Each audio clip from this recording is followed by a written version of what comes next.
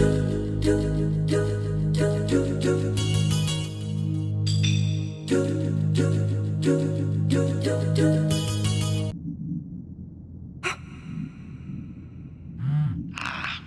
you've arrived. Sarah, focus. They haven't much time at all. They've been busy. They certainly have. Use that machine in your hand to find your way. There's much to see, much to learn. Where am I? Daylight is a really unique game. Coming from indie developers Zombie Studios and published by Atlas, it really is an impressive first-person survival horror game with one major flaw that basically turns challenge to frustration. And if it wasn't for that, I swear I think this would be an instant classic because it's scary as hell. So what makes it so unique? Well, it's pretty much the concept. The concept is like really original and simple. You play as Sarah, a young woman who is trapped inside what appears to be a mental hospital.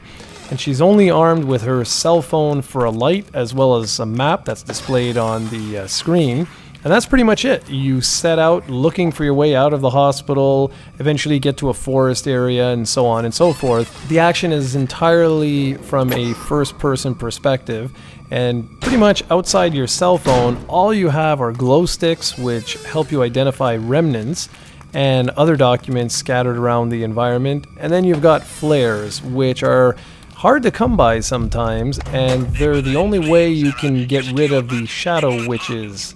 So pretty much what this means is the way the breakdown works is you have to locate a certain number of remnants or documents scattered around the environment and then find what's basically a key. It's basically usually like a possessed item, and then you have to go to a certain location where you break down a door to enter the next level. And that's pretty much all she wrote.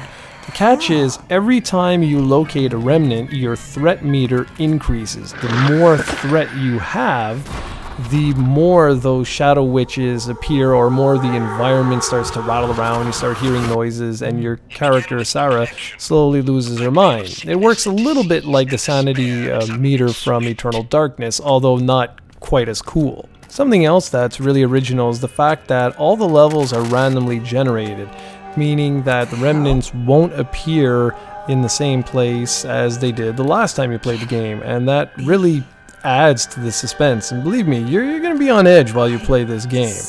It's got beautiful audio-visual presentation, features great fog effects, cloth physics, and a wonderful use of lighting. It really is constantly eerie. The ambient noises you hear help keep you on the edge of your seat the entire time you play the game. When you take it all together, it's really good. You got to be careful that you don't fling your controller or your mouse at your screen.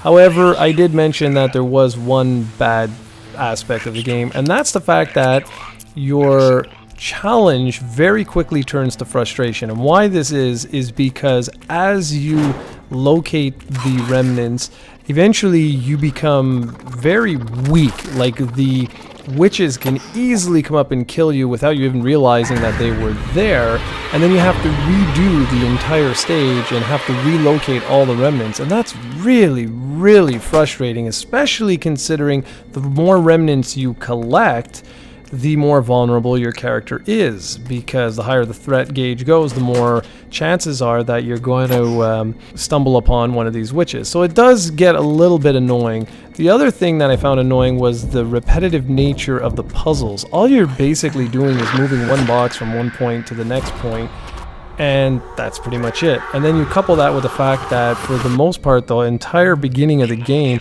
looks more or less exactly the same. And, well, the package really does slowly start to fall apart. And it's a real shame, too, because this could have been so much more. For the full written review, head on over to projectcoe.com.